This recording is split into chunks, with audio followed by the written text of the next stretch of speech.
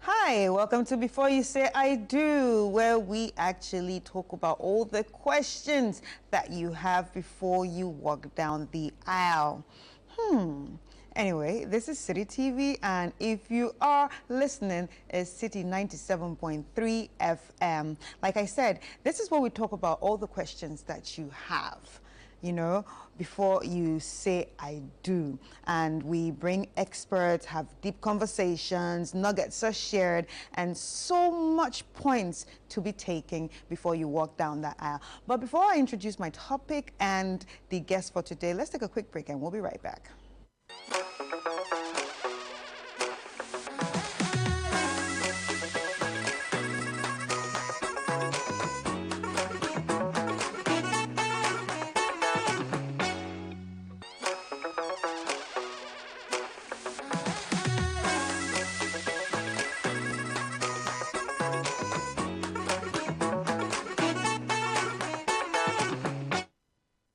Welcome back to Before You Say I Do, and today we are going to be talking about becoming owners. On the last episode, we actually talked about, you know, the ABCs of rent in Ghana, but now we are taking it a notch higher, and that is becoming homeowners. Everything that you need to know about becoming homeowners when you come together with someone to say, okay, we are getting married, but we have to live in a house, so we don't want to rent. Now we want to own this house. The house is ours now. So yeah, that's what we're going to be getting into. And we're going to be speaking to Mr. Justice Ofer. He's the MD of Sikadine Homes. Hi, Mr. Ofer, how are you? I'm good. What about you? I'm fine, thank you. Yeah. All right, becoming homeowners.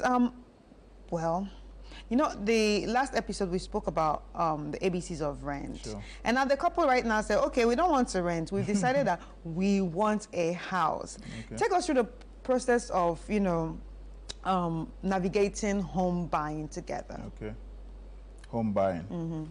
Okay. So the first thing is the couples who are ready to buy a home. Means that they are really ready financially to get a home. So the only place they can start is the developer, the one selling the house, to have a proper discussion, to know the scope of the kind of apartment they are going to give him and any related costs, not just the price. Right. Once he's very convinced this is the exact building I want to buy, he now go to his bank, or both of them go to their bank to seek for a mortgage support. Right. And the mortgage policy is such that you need to make a certain percentage payments down as your initial deposit. Currently, I know of one bank, I can't mention the name, it's around 20%. Right. So imagine it's 600,000. I still like using 600,000 because it's the cheapest you can get around. Then you have to cough up 120,000 before you even look at the bank assessing you whether you qualify to be given the other 80% for you to pay for 10 years period, 10-year period, right? So I believe the couple should have done all these things before they can say we are ready to buy a house. So going to see the property you want to buy and making sure that your bank is ready to support you and you are within their credit score, you qualify for that loan. Right. Yeah. So what about a couple that does not need the bank to support them? Old money, rich money. You go straight and buy the house. So there's no process? So the way the real estate market in Ghana is, people are buying houses without using the right medium. So what is the right medium? The right medium is to get a valuer who is licensed by a bank to actually value the property, to be ascertained that the value of the property is indeed 50,000 or 100,000 or 600,000. Why? The reason is that you cannot buy a property that is worth 600,000 and pay 1 million. What it means is that it is not worth investing your money in. Imagine there's an emergency, you have to resell the land within 6 or 12 months. You have to put it on the market and sell, thinking you're going to get more. Right, so it's very important you need to do that. Yeah, but do we have people that do that here? it costs them a little, so they normally ignore it. So that's why I'm saying we do a lot of informal acquisition of apartments all the time. But mostly valuation of properties is done when there's a mortgage component in your purchase, right? If there's no mortgage, and people don't do it because the bank actually need to value the property before they can pre-finance you. Right.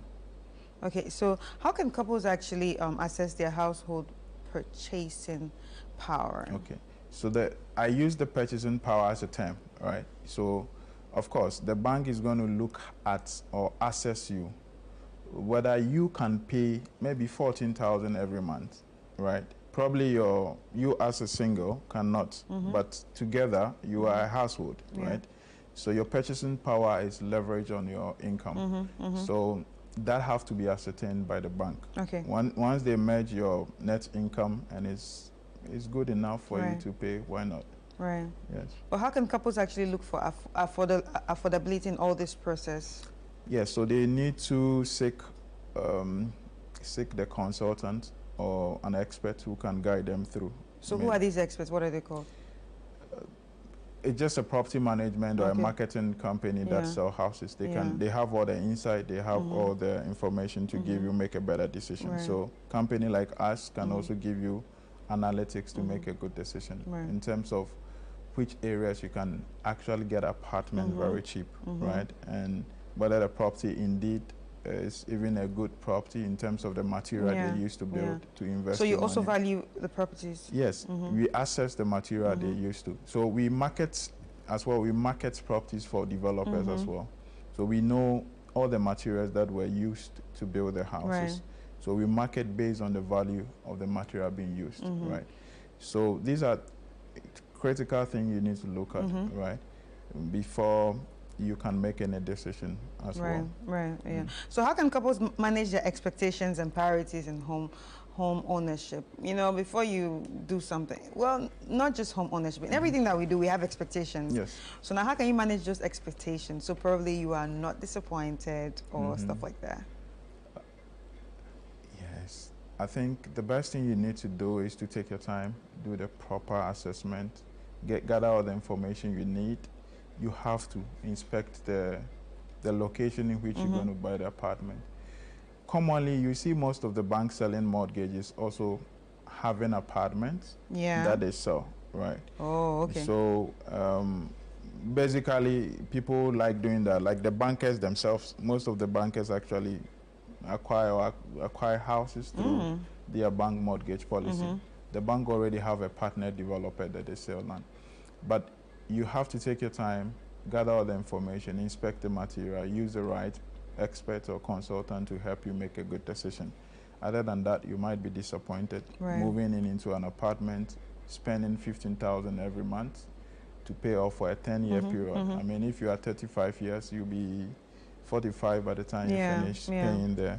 So it is capital intensive, though it's a good investment, I mean, that you are making. At the end of after 10 years, you are worth a billionaire because you have a real estate, you have a property that can triple in terms of value in 2-3 years to come. So it's a good investment. But because it's too much capital intensive, that comes with a lot of physical stress. Right. You need to take your time, gather all the information, and use the analytics from consultants to make a proper decision. So when you say take your time, how much time does this take in trying to, you know, get the analytics, trying to survey the area, the house, and check the value and all that? So how much time can this take? It can take 1 month, it can take 1 week, depending on how you're able to access the information you need. Right. Once you get all these tech, I don't think you want to buy almost a 1 million apartment. Even at 600, you end up paying more than 2 million at the end of 10 years, right? I don't think you would like to buy it without taking your time to know the kind of material they used to build the house, the location, whether it has potential for me to even live in with my kids or whatever. Is that the area I want to live or grow up or raise up my kids in there? So you really need time to gather all the relevant information what is more relevant to you might not be relevant to other couples. Right. Right. So basically, there could be a scenario that, oh, okay, we like this house, but this house is located in this area. And then you realize, okay, kids are coming in. We can't raise our kids in this house. And now definitely that means you have to move to another house. So at this time, now how do you now sell this house? How do you now refinance? How do you, find money to now get another place? Yeah, so there's a statement that says that you are not a tree. So if you don't like a place, you move, right? That is applicable to rental apartments. But for house, it's difficult to buy a house in 2 years. You want to put it on the market to sell. It is going to be very difficult. Because it takes a lot of time for even a buyer to actually come forth to buy a house. So for you to put your building in the market and expect that in 6 months somebody will come and buy, no, it takes some time. 2 years, 3 years, you'll be surprised nobody has approached you. Yeah. Yeah, so that's why you have to be very careful in making the right decisions. Perfectly. So because it's something that is not, that's why it is not important to rush into buying a house as a young couple. You need some time. You need stability in the kind of job you're doing. Yeah. You are very sure this is the place I'm working for the next 10 and 20 years. So, I mean, buying a house within this proximity is okay for us. Other than that, you have the money, you buy the house, you may not live in it. Right. Because of your job stability and those kind of stuff. But what about those who cannot afford to actually buy a house through mortgage? That's the most important thing. Because there's a research that was done by GIZ about affordability, the people who can actually afford the cheapest mortgage houses in Ghana. They realize less than 1% of the Ghanaian population can do that. It means about 99% cannot afford the cheapest mortgage. So it means mortgage is not a popular option now because of the cost involved in buying. So the majority of the household in Ghana always love to buy land, take their time to build. Yeah. And that, I think, is the best way. Right. Even if you have money. All right. Okay. Yeah. I'll just stop you there because we have to go on a break. And when we come back from this break, we will continue this conversation.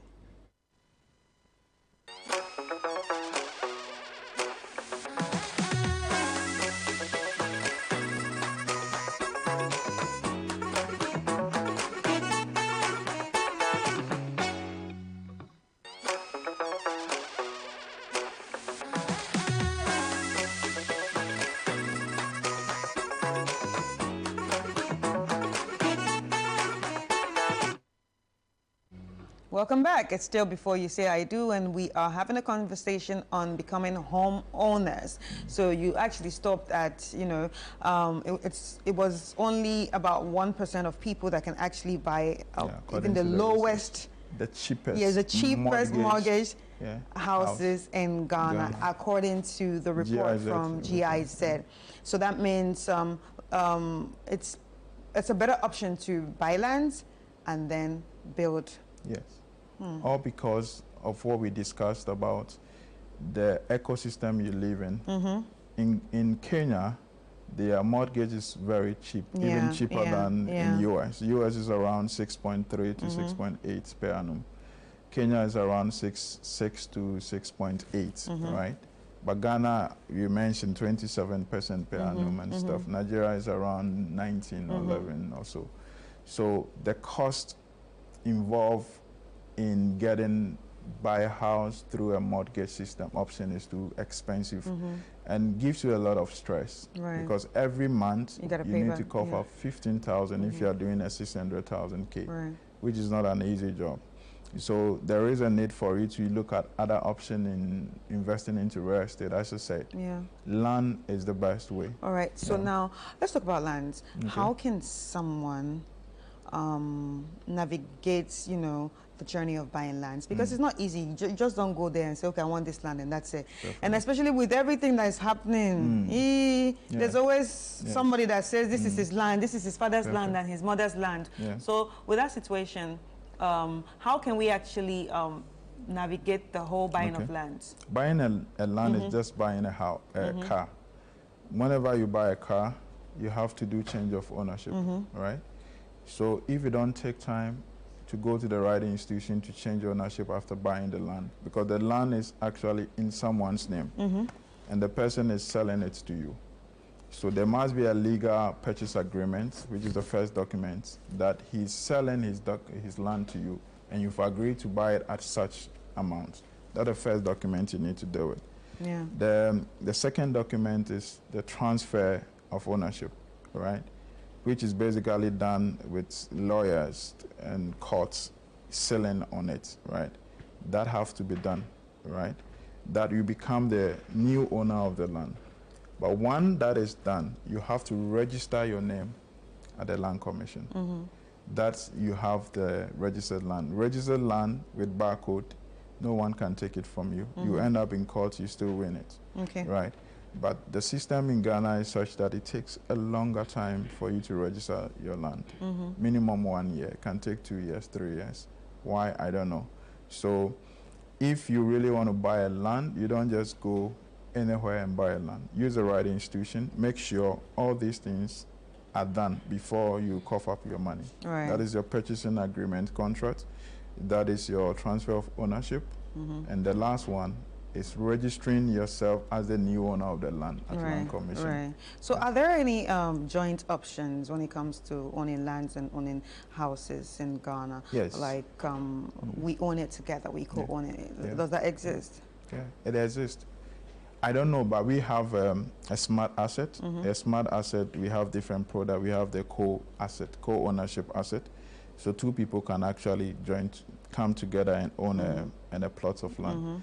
We actually design it for university students who want to invest their little money, so they can own half a plot together, right, and later sell it and split the money or whatever they want to do with it. So it's possible.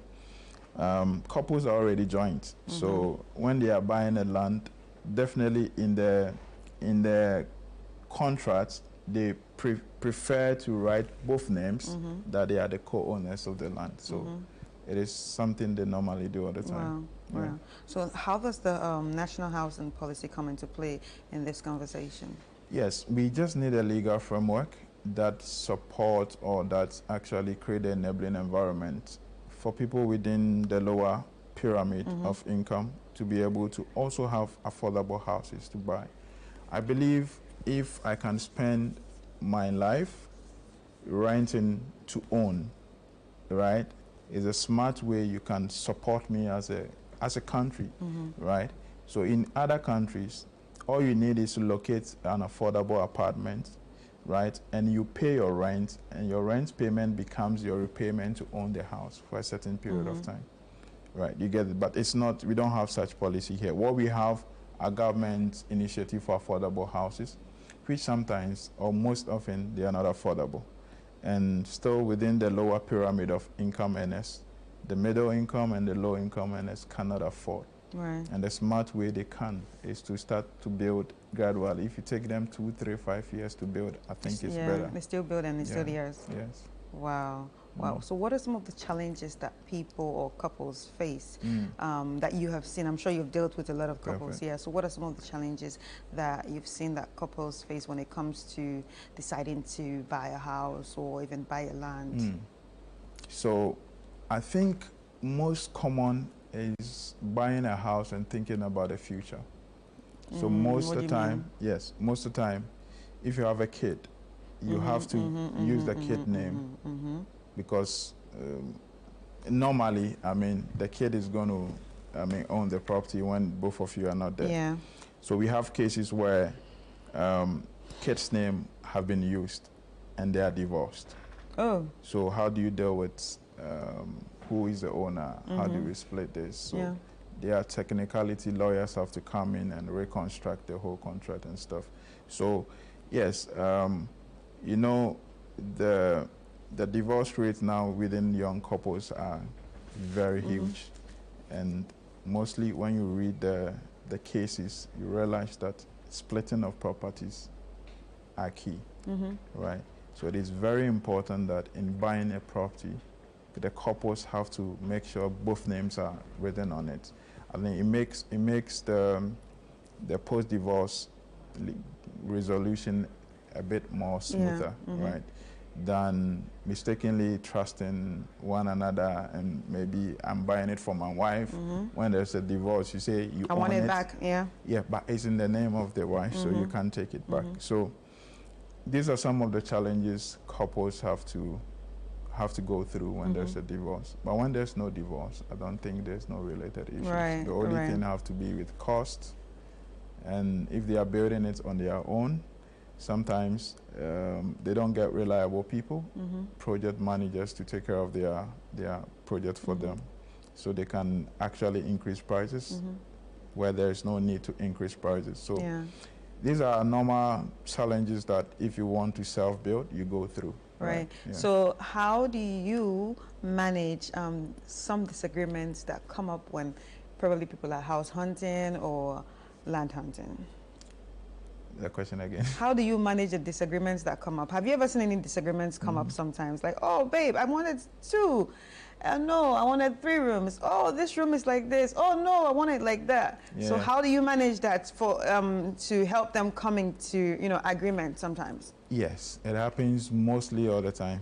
Right. I mean, it's always coming from the ladies, women. So it's normal. It's not an issue. So we don't have to paint it an issue. I think your home is actually where the woman receives you. Yeah. Right. So if you are a man, the best thing you need to accept, right, is that the home is for your wife. Right. So allow her to make a choice and back her if you have any advice to give. So that's how we go. To soften the issue, we let your wife make a decision and support her, right? That's the best way. But I don't know any other way that will work. Of course, there are exceptional cases where you have difficult men who will not agree. This is what I want, this is what we are going in. You can't do anything. Right. I mean, it's your choice. Okay, thank you so much. Thank you. I really had fun, discussing this, and I hope you did too. So if you're out there and you're thinking, okay, I'm going to get married soon, and we want a house in the future, I hope you wrote the notes that you heard today, because there were a lot of juice that was spilled on this episode of Before You Get Married. So we've been speaking to Mr. Justice Ofer. He's the MD of Citi Homes, and we've been talking about becoming homeowners. So how can people reach out to you in case they want to hear from you or probably consult, let you consult for them? Definitely. So you call 0245 71 9992. Or you log on to our website, www.citihomes.org. Right. Right. All right. Thank you so much. Thank you. Thank you. Anyway, this has been Before You Say I Do. And my name is Chris Carter, and I hope to see you on the next episode.